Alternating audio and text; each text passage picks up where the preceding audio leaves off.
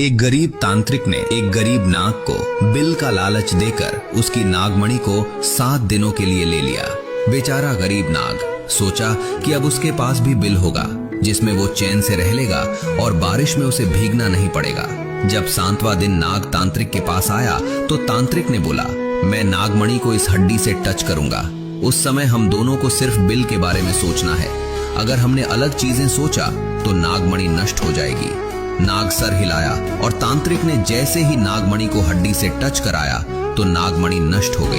ये जो फिर वही बात आ जाएगी, जो गरीब हो ना आदमी। एक नागिन नई नई जवान हुई तो सारे सांप उसकी अदाओं के मानो दीवाने हो गए। उसके इतने चाहने वाले थे कि हर रोज कोई ना कोई उसे प्रपोज कर ही देता था।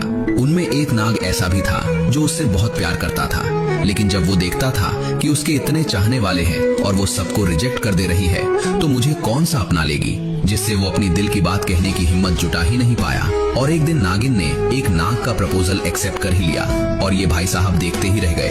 वक्त बीता लेकिन सांप उसे अपने दिल से नहीं निकाल पा रहा था। एक दिन उसकी मुलाकात मेरे दोस्त से हुई। उसने उसे सेल्फ लव के बारे में बताया और कोई अनोखी विद्या सिखा दिया। तब से सांप सफेद रंग का दस्त कर रहा है और काफी कमजोर भी हो गया है। 2 दिन के बच्चे को नागिन के सामने फेंक कर एक लड़की नागिन की केचुली लेकर वहां से भाग गई, लेकिन मासूम से बच्चे को देखकर नागिन को उस बच्चे पर दया आ गई तो नागिन ने उसे खाने के बजाय उसे अपने बच्चों के साथ रख लिया। इधर वो लड़की केचुली लेकर तांत्रिक के पास आई तो तांत्रिक गुस्से से बोला, जिस नागिन को तुमने उस बच्चे को दिया था उसने बच्चे को नहीं खाया है। अब उम्र को बढ़ाने की विधि अधूरी रह गई है। तभी वहां रखी एक खोपड़ी हवा में उठी और बच्चे की आत्मा के लिए लड़की को सूंघने लगी। जब कोई आत्मा नहीं मिला तो खोपड़ी लड़की की 20 साल उम्र चुराकर फट गई। तो तांत्रिक लड़की से कहा, अब तुम्हारे पास सिर्फ 3 साल की जिंदगी बची है। तुम्हें अपनी खोई हुई उम्र वापस पाने के लिए खुद के बच्चे की आत्मा को देना होगा। तो लड़की ने अपने बच्चे की आत्मा के लिए उसी दिन शादी की, लेकिन 3 साल बाद वो मर गई क्योंकि उसने मेरे दोस्त से शादी कर लिया था। एक तांत्रिक नागिन का गला पकड़कर उसे एक मरी हुई बिल्ली को दिखाकर बोला, तुम्हारी खून की प्यास इतनी बढ़ गई है कि तुमने मेरी बिल्ली को डस कर मार दिया। तुम जैसे 2 कोड़ी के कीड़े मकोड़े की क्या औकात है। तो नागिन बोली, फिर भी तुम इंसानों की बीबियों से अच्छी हूँ। तांत्रिक बोला, तुम्हारे कहने का मतलब क्या है। तो नागिन बोली, तुम मर्दों ने समंदर जीता, पैसा जीता, इज्जत जीता, और तुम्हारी स्त्रियों ने क्या किया, उन्होंने थोड़ा सा मेकअप किया, मर्द ही जीत लिया। मुझसे बड़ी नागिन तो तुमने पाल रखा है। जल्दी से घर पहुंचो तांत्रिक बाबू, तुम्हारी बीबी मेकअप करके सब्जी वाले का दिल जीतने की तैयारी कर रही। नरक की सजा काटकर जब मेरा दोस्त ने एक कौवा के घर जन्म लिया तो बड़े होकर उसने एक कौवी को प्रपोज कर दिया। कौवी ने मेरे दोस्त से कहा, अगर तुम मुझे पानी पिला दोगे तो मैं तुम्हारी हो जाऊंगी। ये सुनकर दोस्त ने आव देखा न ताव पानी खोजने निकल गया। अचानक उसे एक बड़ा सा ड्रम दिखाई दिया, लेकिन उसमें पानी बहुत कम था। तो दोस्त ने कंकड़ उठा के ड्रम में डालना शुरू कर दिया, लेकिन ड्रम बहुत बड़ा था जिससे कंकड़ डालते डालते उसके शरीर की सारी ताकत खत्म हो गई। लेकिन कौवी की चाहत ने उसे रुकने नहीं दिया। कुछ देर बाद कंकड़ डालते डालते वो फिर से नर्क आ गया। शादी के दिन ही जब नागिन अपने प्रेमी के साथ भाग गई तो बेइज्जती होने के डर से नागिन के पिता को हार्ट अटैक आने से मौत हो गई।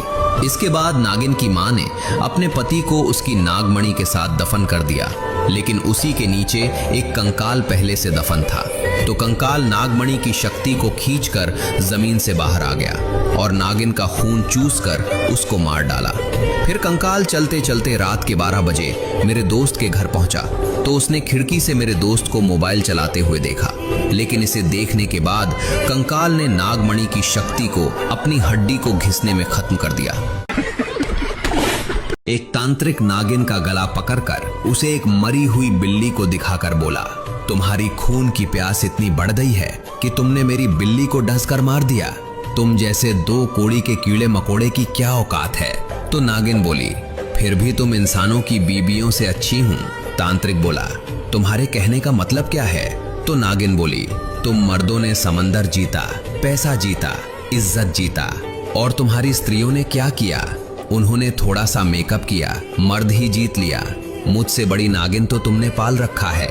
जल्दी से घर पहुंचो तांत्रिक बाबू, तुम्हारी बीबी मेकअप करके सब्जी वाले का दिल जीतने की तैयारी कर रही। तांत्रिक ने 4 मगरमच्छर को एक तालाब में फेंक दिया और बोला, जो इस तालाब को तैर कर पार करेगा उसे 1 लाख मिलेगा, और अगर मर गया तो उसके परिवार को 5 लाख।